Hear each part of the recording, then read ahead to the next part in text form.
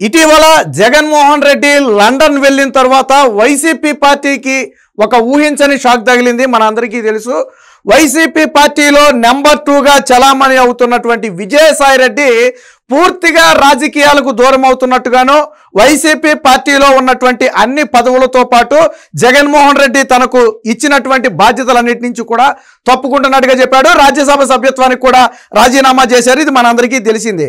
అసలు విజయసాయిరెడ్డి ఎందుకు రాజీనామా చేశాడు అనేది ఇప్పుడు $1000 ప్రశ్న. వైసీపీలోనే ఒక తీవ్రస్థాయి చర్చ జరుగుతుంది. జగన్మోహన్ రెడ్డి ఏపీలో లేని సమయంలో విజయసాయిరెడ్డి తప్పుకున్నాడు అంటే దీనికి ముందు చాలా తతంగం జరుగుతుంది. ఆల్రెడీ మనకున్న సమాచారం ప్రకారం జగన్మోహన్ రెడ్డి లండన్ వెళ్ళటానికంటే ముందే విజయసాయిరెడ్డితో బెంగళూరు ప్యాలెస్లో భేటీ జరగడం జరిగింది. మరి ఆ భేటీలో వీరిద్దరి మధ్య ఏమైనా మనస్పర్ధలు వచ్చాయా?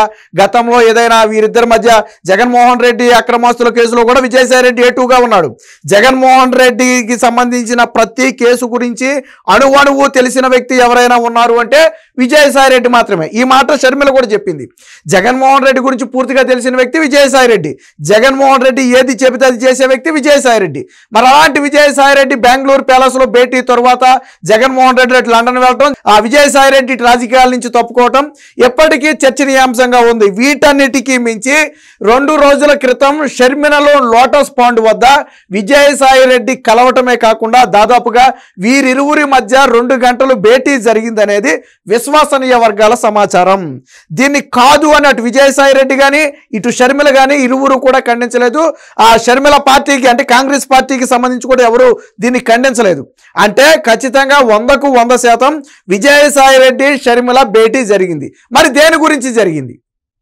నిన్న మొన్నటి వరకు జగన్మోహన్ రెడ్డి అనే వ్యక్తి, విజయసాయిరెడ్డి అనే వ్యక్తి జగన్మోహన్ రెడ్డి రైట్ హ్యాండ్ లాంటి వ్యక్తి. గతంలో మీకు గుర్తుందో లేదో, ఎన్నికలకు కొద్ది రోజుల ముందు ఎన్నికల తరువాత కూడా ఆస్తి వివాదాలు వచ్చినప్పుడు విజయసాయిరెడ్డి కొన్ని వ్యాఖ్యలు చేస్తే అటు షర్మిల ఇటు విజయమ్మ ఇరువురు కూడా ఖండించారు. విజయసాయిరెడ్డి మాట్లాడిన మాటలను ఇరువురు ఖండించారు. విజయసాయిరెడ్డికి నిజాలు తెలిసి కూడా ఈరోజు అబద్ధాలు మాట్లాడటం కరెక్ట్ కాదని చెప్పి విజయమ్మ ఒక బహిరంగ లేఖ కూడా విడుదల చేయడం జరిగింది. మరి అలాంటి అంటే వారి కుటుంబం మీద విజయసాయిరెడ్డి ఒక రకంగా ద్వేషం పెంచుకున్నాడు. ఏదైతే జగన్మోహన్ రెడ్డి షర్మిల మీద, షర్మిల తల్లి మీద లేదా సునీత మీద వీరి మీద ద్వేషం పెంచుకున్నాడో విజయసాయిరెడ్డి కూడా అదే బాటలో నడిచాడు. ఏ రోజు కూడా విజయసాయిరెడ్డి షర్మిలకి కానీ విజయమ్మకి కానీ అండగా నిలబడలేదు, అండగా మాట్లాడలేదు. మరి అలాంటి వ్యక్తి ఈరోజు షర్మిలను ఎందుకు గెలిచాడు?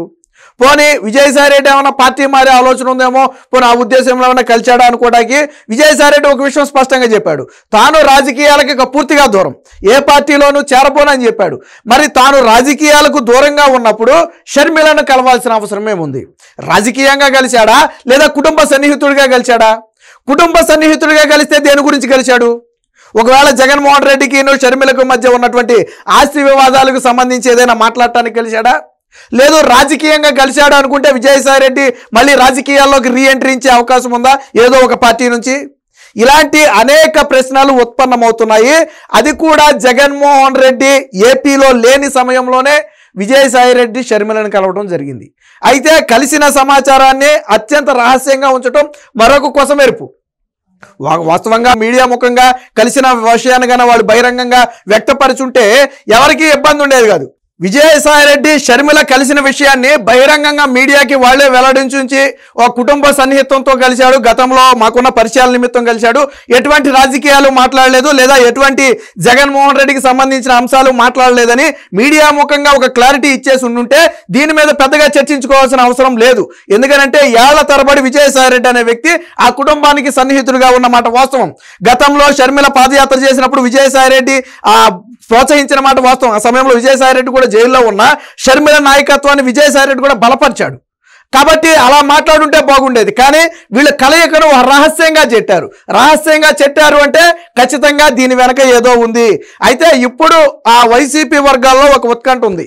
ఎందుకంటే నేను మొదట్లో చెప్పినట్టుగా జగన్మోహన్ రెడ్డి గురించి అణువణువు తెలిసిన ఏకైక వ్యక్తి విజయసాయిరెడ్డి మాత్రమే. గట్టిగా మాట్లాడుకుంటే షర్మిలకు విజయమ్మకు కూడా జగన్మోహన్ రెడ్డి గురించి అంతగా తెలియదేమో.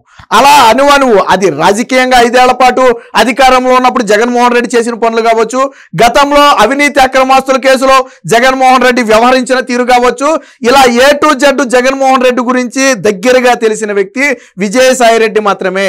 అలాంటి విజయసాయిరెడ్డి ఇప్పుడు షర్మిలకు జగన్మోహన్ రెడ్డికి మధ్య పచ్చగడ్డేస్తే బొగ్గుమనే వైర్యం ఉంది. ఇది బహిరంగ సత్యం, దీన్ని ఎవరు కాదనలేని పరిస్థితి. ఆస్తుల కోసం వాళ్ళే కోట్లకి ఎక్కువ కొట్టుకునే పరిస్థితి. మరి అలాంటి పరిస్థితుల్లో ఎందుకు షర్మిలను కలవాల్సి వచ్చింది అంటే, షర్మిలకు విజయసాయిరెడ్డి మద్దతు తెలుపుతున్నాడనే ఒక భయం వైసీపీ వర్గాలలో ముఖ్యంగా జగన్మోహన్ రెడ్డిలో ఉంది.